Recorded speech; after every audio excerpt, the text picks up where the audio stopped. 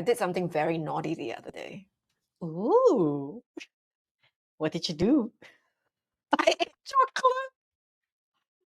Okay. And It's like it was really weird. Like I ate the chocolate. I really wanted chocolate, so I ate the chocolate, and then I felt really guilty.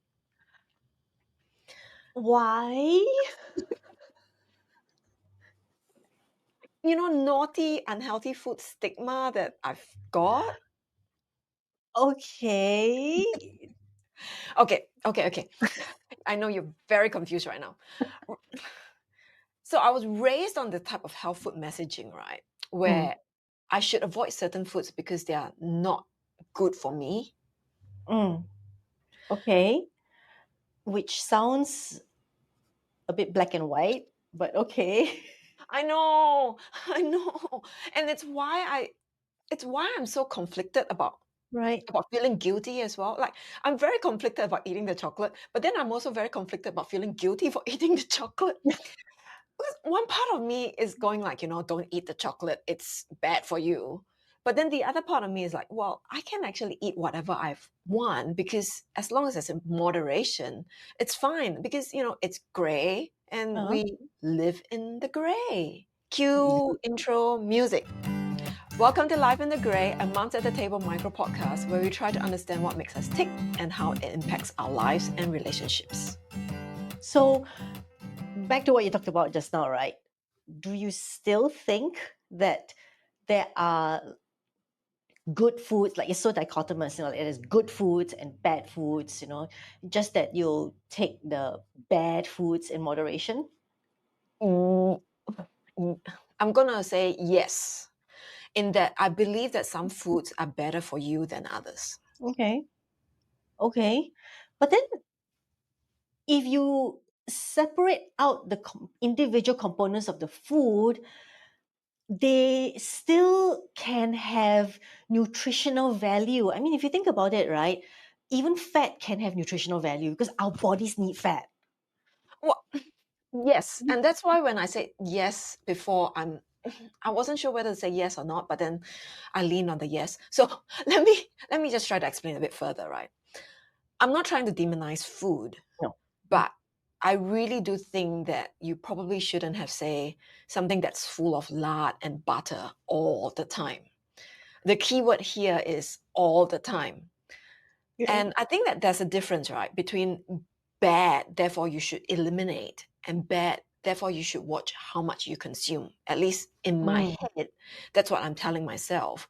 And bad is just kind of like a shortcut label that tells me not to have that particular food so often, like chocolate or ice cream or cheesecake mm, or mm. croissants or yeah, anyway. Yeah. Which I think is really useful because the thing about shortcut labels is they can be a very useful way for our brains to just make sense of the world around us and make sense of the language that we use. And words are influential, but the meaning sometimes can be very slippery because good, bad, right? The way we label things can have an unintentional effect on eating behaviors. Yes. And Yeah. maybe I should clarify. Okay, so I'll think in my head that certain foods are bad, but Mhm. I would never ever tell someone that they shouldn't eat it because it's bad. Because I mean, that's a bit judgy, right? Although thinking about it now, maybe I'm being very judgy to myself. So I should stop telling myself that whatever I'm eating is bad. I should stop that shortcut as well because maybe I'll stop feeling guilty whenever I have chocolate. Some sort of personal revelation happening on right now. I'm judging myself. Previously, we talked about people judging other people, but now I'm judging myself. But that's very interesting, right? Because the word bad does have a moral implication, doesn't it? I mean, that's why you say, that's why you use the word judging, because bad can have a moral implication. And that's why you feel guilty, because bad can mean harmful and therefore eliminate it totally. Or for you, it can also mean watch how much of what we eat, right? Because you have a shortcut in your brain, right? And so the word bad is a shortcut that leads you to different meanings that you can land on, right? But the thing about shortcuts is that it makes sense for you because it's in your head. You don't need to explain yourself to yourself, right? but no one else lives in your head. So Really? when well, not that I know of, right? But when other people hear bad, it could land in a totally different meaning for them than what was intended. Case in point, remember when we were at the supermarket and then your son, I casually said that juice was not good for us and that we shouldn't drink it. Caveat, that was my way of thinking then. I've since changed my mind, right? But I had no idea how much of an impact it made. You tell me, man. The the amount of, I mean, I told you, right? The amount of damage control that I had to make after that. The poor kid, he, he would come up to me and he's like, "Mommy, you shouldn't drink juice. It's bad for you." Oh my God. I had to remind him that it's okay to drink it now and then and why. I am very sorry. I apologize. It's fine. I You have since have changed my mind. apologized. It's okay. I'm not trying to make you feel bad, but it's just, it's a funny story to tell. It is, it is. And it's also interesting because there is a lot of discussion and research, right, about labeling foods good and bad. And that's part of what I grew and learned from too, because I realized and I've learned that labeling foods so dichotomously, so strictly, like so black and white, can encourage what you call all or nothing thinking, a moral judgment that can impact self worth. So there is a shift to considering neutral language that describes the food's benefits and qualities, like, for example, words like nutrient dense, low calorie, instead of using subjective labels that can vary based on individual dietary needs. You know what I mean? Yes and no. Like, yes, I am in the midst of all this movement about the kind of foods that what I tell my son, right? Mhm. And so it's like, oh, you need to, instead of saying this, say that. Instead of saying this, say that. But then the thing is, you're saying that, okay, we're shifting towards neutral language. But yeah, at the same time, neutral to who? Because just because you consider those words neutral, just because the experts consider those words neutral, does it really, is it really neutral for someone else? Because words have meanings that live in our brains, and just because it makes sense to us doesn't mean it makes sense to everyone else, right? And ultimately, the direction is the same though, because it's not about good versus bad, all versus nothing, black versus white. We're talking about living in a gray, right? Where Gray. different Yes. foods, living in a gray, where different foods serve different purposes at different times, depending on our body's needs. So we have things like personal taste, cultural preferences, social situations, emotional states, even availability. All of this forms this gray, right? That just it's not so strictly all or nothing anymore. But just to troll you a little, right? So we're trying to say, I like doing that. But You're on a roll of trolling, right? I live with a son who trolls me all the time. Surely I actually, who got it I from know, who? right? Who came first? Not too many reflections in one podcast, just one at a time. But really, what I'm trying to say is that, what we're trying to say is that there's no good and bad food, that it's all gray, so we can have whatever we want depending on the purposes.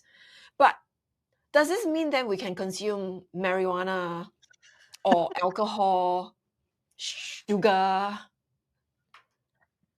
Okay, that's a thoughtful point. And I think this is why we we have to consider context, right? I mean, we said this in the first episode also. We talked about it in the first episode. We talked about it again in the second episode. And I'm going to bring it up again here. Context information. For instance, how does consuming sugar, alcohol, marijuana align with our health goals? Are there legal or cultural factors that could impact our values, our priorities, right? Um, are there context and information that can help us to make choices that are not just about the food or the substance itself, but also about the context of achieving a fulfilling and a balanced lifestyle? But Part of me is wondering though that, whatever that goal may be, there is still a need to watch your quantities, particularly due to the impact that certain foods may have, not just Mhm. on our own body, but on our actions and other people. Like, for example, my goal in this instance is to relax or forget my worries. And so I drink copious amount of alcohol because, well, it actually helps me achieve my goals. But then, I get behind the wheel and I drive, and the potential consequence of that is pretty bad. Yeah. I mean, again, it's a very important perspective to bring up because it's true. What you're saying now is that we have our personal goals, right? Our personal goals influence our choices, but we don't live in isolation. We live in an ecosystem with other human beings. So it's equally critical to consider how our actions can affect others because responsible decision making accounts not just for personal desires, right? It's also mindful consideration of how the consequences of our actions can impact others. Lesson I'm trying to teach my son. Lesson I'm trying to wrestle with every day of my life too. So, to sum up, because this is meant to be a micro podcast, let's stop thinking of food as good or bad, healthy or unhealthy, or whatever labels we have, especially if it means we'll demonize it, eliminate it completely from our diet, or feel guilty whenever we consume it. Instead, let's look at food as to what it can do to our bodies, how it makes us feel, and the consequences of eating it, and whether it will impact upon our goals for ourselves, our bodies, our values, our priorities, and even those around us. If you have any thoughts, feedback, or just want to reach out, we'll love to hear from you. This podcast is as much a conversation between Faith and myself as it is with you and the community around us. Search for Life in the Grey, that's Grey with an E, and we'll see you next month.